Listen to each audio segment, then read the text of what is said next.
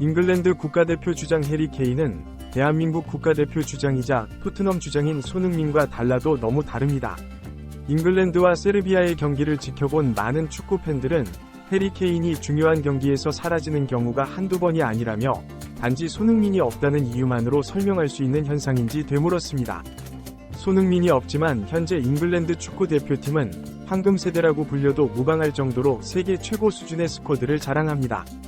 손흥민의 공백을 기술적으로 메꾸고도 남을 실력들이 있음에도 불구하고 해리 케인이 이런 선수들과 함께 저런 졸전을 펼치는지 설명할 수 없다고 많은 팬들은 당혹스러워했습니다.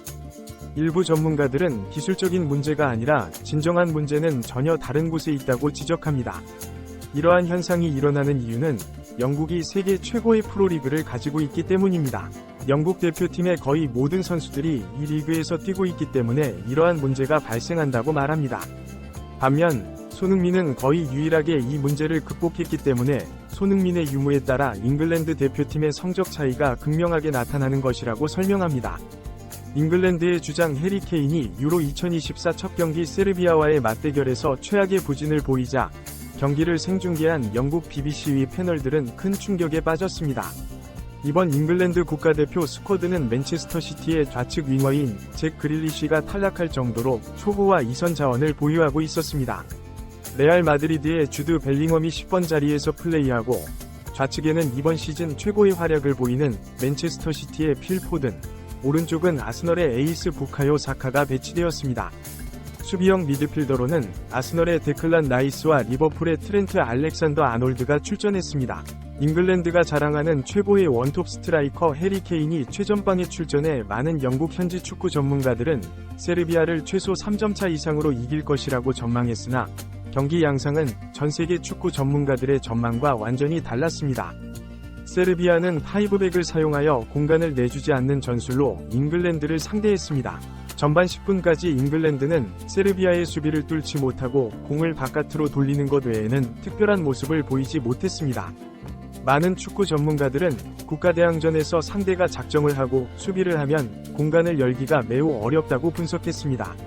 일부 팬들은 한국이 싱가포르 원정에서 7대0으로 승리했을 때 쉬운 상대에게 7골을 넣는 것이 뭐가 대수냐며 비판했지만 잉글랜드가 세르비아를 상대하는 것을 보며 세계 최고의 스쿼드를 가진 잉글랜드가 세르비아의 5명이 내려앉은 수비벽을 깨지 못하는 것을 보고 국가대항전에서 수비만 하면 골을 넣기가 매우 어렵다는 것을 확인했습니다.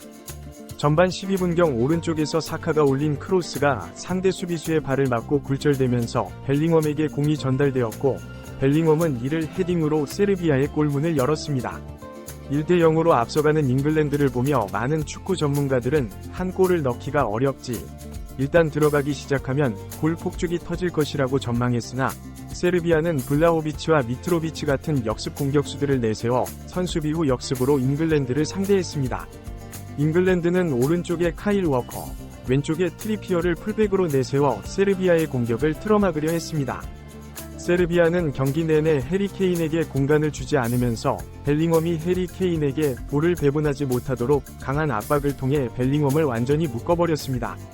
전반전을 1대0으로 마친 잉글랜드는 후반전 들어 세르비아를 몰아붙이려 했지만 세르비아는 더욱 거칠게 잉글랜드를 밀어붙이며 앞서 언급한 역습 전술로 잉글랜드의 카운터를 시도했습니다. 이 상황에서 잉글랜드는 당황하며 게임의 주도권을 완전히 내주고 말았습니다. 경기는 결국 1대0으로 잉글랜드가 승리하며 승점 3점을 가져가 조 1위에 올랐고 세르비아는 승점 0점으로 조 최하위로 떨어졌습니다. 하지만 경기가 끝난 뒤 영국 언론은 그야말로 난리가 났습니다. 우승을 노리고 있는 잉글랜드의 초호화 스쿼드치고는 경기력이 너무나 좋지 않았기 때문입니다. 영국 매체 스카이 스포츠는 경기 후 속보를 내면서 이런 식으로 해서는 우승은커녕 8강도 가기 어렵다는 비관론을 제시했습니다.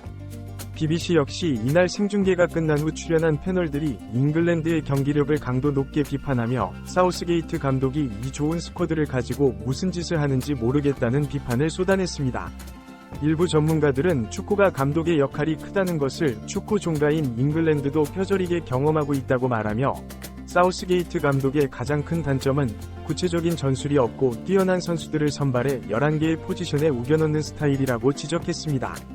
이 과정에서 사우스게이트는 소속팀에서 뛰는 포지션을 대표팀에서 바꾸는 경우가 많았으며, 이번에는 트리피어를 오른쪽이 아닌 왼쪽에 배치하고, 아놀드는 원래 오른쪽 풀백인데 미드필더로 올려 공격형 미드필더로 사용했습니다. 또 다른 전문가들은 이러한 문제들이 겉으로 드러난 것일 뿐, 진정한 문제는 다른 데 있다고 반박하며, 해리 케인이 전방에서 고립되는 것은 마치 토트넘이 후반기 경기에서 손흥민이 고립되는 것과 유사한 현상이라고 말했습니다.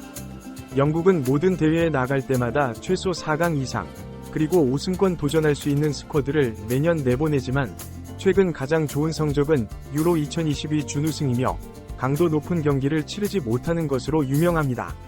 일부 전문가들은 이러한 현상이 발생하는 이유는 영국이 전 세계 최고의 프로리그를 가지고 있기 때문이라는 다소 역설적인 설명을 내놓아 많은 팬들을 어리둥절하게 만들었습니다.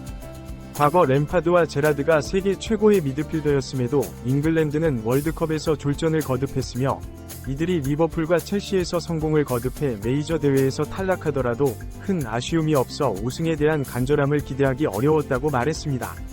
또 다른 축구 전문가들은 손흥민 같은 선수가 잉글랜드 스쿼드에 없기 때문에 팀을 하나로 묶지 못한다고 지적했습니다.